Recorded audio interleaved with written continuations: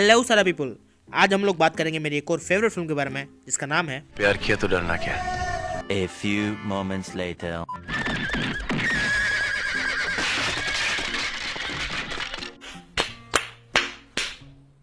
तो कहानी की तरफ बढ़ने से पहले आपको जानना जरूरी है कि इस फिल्म के डायरेक्टर है मिस्टर सुहेल खान।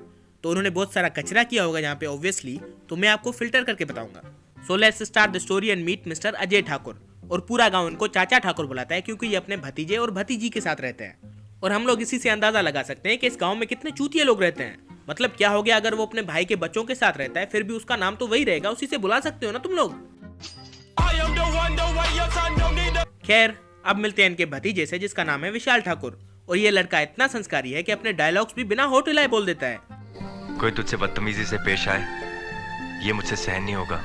भाई तेरी आवाज जो है वो तुम्हारे विजुअल्स को सपोर्ट नहीं कर रही है, तो थोड़ा अपने होठों को हिलाओ ताकि दिखाई तो दे कि तू ही बोल रहा है।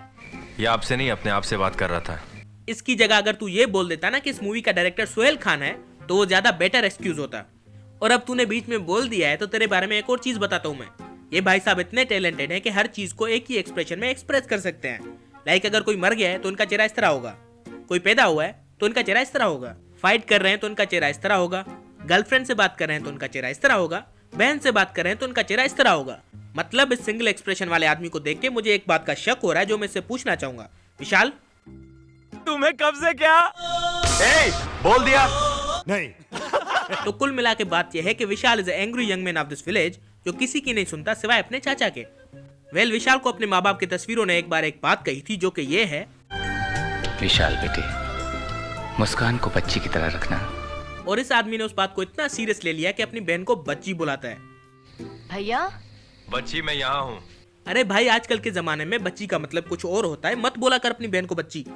हम लोग बच्ची चेक करते हैं, I mean, मुस्कान से मिलते हैं। दिस इज मुस्कान, जिसको अभी तक लगता है कि funny faces banana is comedy.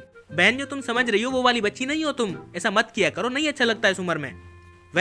इन लोगों के पास गाड़ियां तो हैं, लेकिन सुहेल खान साहब को एक आइडिया आया कि इनको जहां भी भेजेंगे ट्रैक्टर पे भेजेंगे, क्योंकि पता चलना चाहिए ना कि गांव में रहते हैं। नाउ मीट उजाला, जो इस तरह की लड़की है कि अगर आपको कुछ बता भी रही होगी तो आपको लगेगा कि पूछ रही है। Let me give you an example. तू यहाँ क्या कर रही है? इंतजार। And she is so intelligent कि वही सवाल पूछती है जिसके जवाब उसको पहले से पता हो। Like this. शहर जा रहे हो? हाँ। मुस्कान से मिलने? हाँ। अबे ओ बहन की दोस्त, विशाल के बहन की दोस्त, तुझे जो पूछना है वो पूछ के चली जाना, अपनी फोटेज बढ़ाना क्यों चाहती है तू? इसका इंट्रोडक्शन मैंने इसलिए करवाया है because she has a crush on Vishal. और जब उससे ये बात करना चाहती है तो वो चूतिया इस तरह के जवाब देता है, हट जा वरना मैं तेरे भी 2 टुकड़े कर दूंगा।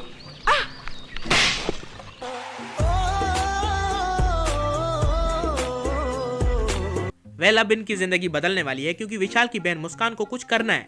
भैया, हम जमाने के साथ चलना चाहते हैं। हम हायर स्टडीज के लिए शहर जाना चाहते हैं। तो जमाने के साथ चलने के लिए मुस्कान अब मुंबई में पढ़ाई करेगी। और बॉस, क्या कॉलेज सिलेक्ट किया है इन लोगों ने, मतलब जहाँ पे स्टूडेंट्स खुलेआम नशे कर सकते हैं, कॉलेज में बनियान पहन के आ सकते हैं। यार हमारे स्कूल और कॉलेजेस में तो टाई वाला बटन बंद करने पे भी इतनी सख्ती होती थी कि जैसे नहीं किया तो गर्दन कहीं भाग जाएगी। और हमारे कॉलेज में कोई लड़की बिना भाई बोले बात नहीं करती, और इनके कॉलेज में देखो। दिखाई नहीं देता क्या? दिखाई तो देता है जाने मन, तभी तो तुम जैसे हैंडसम से टकराई हो। यार मेरा इस कॉलेज में कोई एडमिशन करा दो प्लीज। उस पे बाद में आते हैं, स्टोरी को कंटिन्यू करते हैं पहले। तो मुस्कान ने अपना एडमिशन फॉर्म भर लिया है जिसमें उसने लिखा है, ओ, बाप का नाम विशाल ठाकुर, माँ का नाम भी विशाल ठाकुर। और ये सुनने के बाद मुझे लगता है कि जमाने के साथ चलने के लिए मुस्कान को अपनी पढ़ाई नर्सरी से शुरू करनी पड़ेगी। But she has a justification for this. हमारे बड़े भैया ही हमारे लिए सब कुछ है।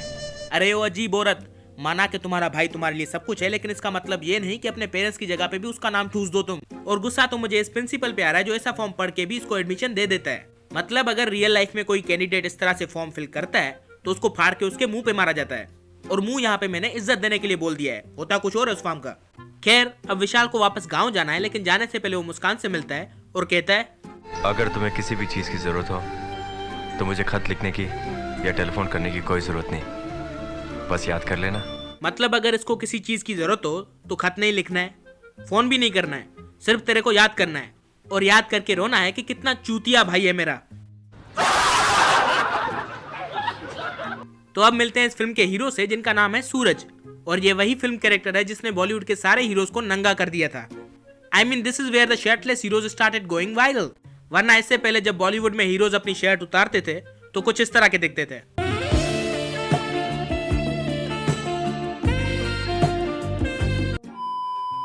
वेल तो ये उस जमाने की फिल्म है जब सलमान खान तक को अपनी फिल्म हिट करने के लिए एक्टिंग करने की जरूरत पड़ती थी।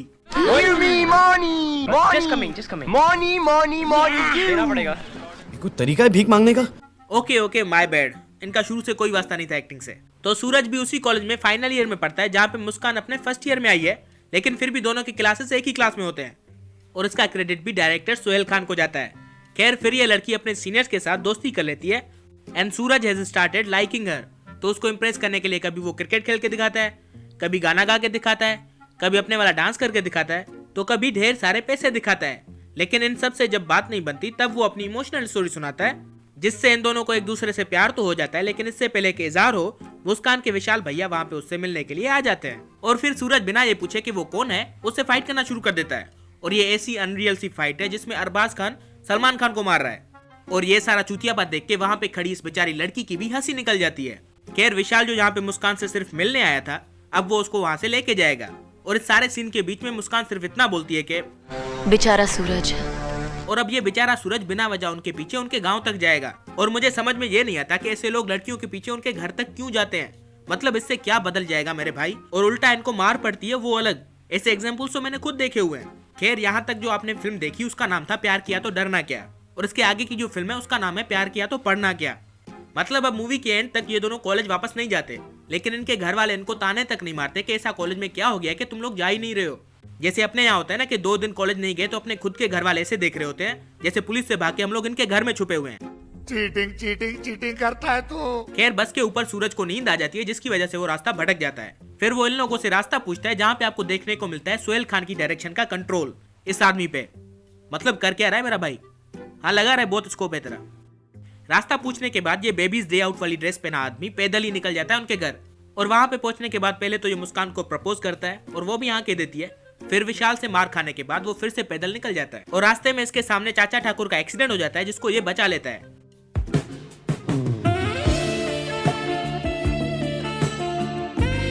ये कमारा आदमी जिस तरह से सूरज को देख रहा है मुझे इसकी नीयत बिल्कुल साफ नहीं लग रही। और फिर चाचा ठाकुर इसको अपनी हवेली पे लेके जाते हैं पैदल, और फिर रास्ते में कहते हैं ऐसे प्यारे चेहरे पर उदासी अच्छी नहीं लगती।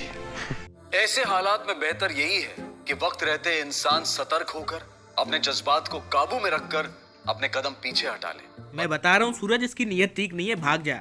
लेकिन वो नहीं भागेगा, वो उसके घर जाएगा बिकॉज ही बिलीव्स इन प्यार किया तो डरना क्या।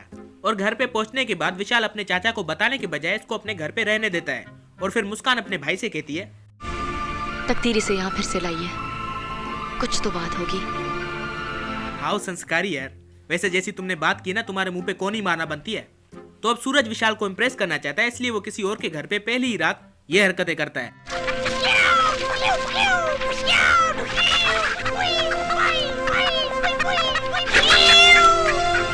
और विशाल अपने चाचा की जान बचाने वाले आदमी को जो इनके घर पे मेहमान बन के रह रहा है उसको कहता है आज तुम इन लोगों के साथ काम करोगे और आज का खाना भी तुम ही बनाओगे। यहाँ तक के घर के बर्तन भी उसी मेहमान से धुलवा जाते हैं। यार तुमसे अच्छा ठाकुर तो अमरीशपुरी बनता था, एटलीस्ट अपने मेहमानों की तो इज्जत करता था। वेल मुस्कान नहीं चाहती कि उनके प्यार के बारे में गांव में किसी को भी पता चले, बिकॉज शी थिंक्स हम अपने भैया की सबसे बड़ी जिम्मेदारी है। A few moments later. तुझको भटके हो भाई। नाउ मीट अनदर बड़े बालों वाला कैरेक्टर जिसका नाम है विजय सिंह, और इसकी आप पहले एक पॉलिसी सुन लो।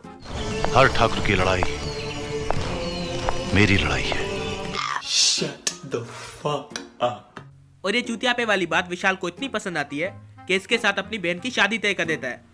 और मुस्कान जिसकी वजह से ये सारे टेंशन हो रहे हैं उसको देखो जरा क्या कर रही है।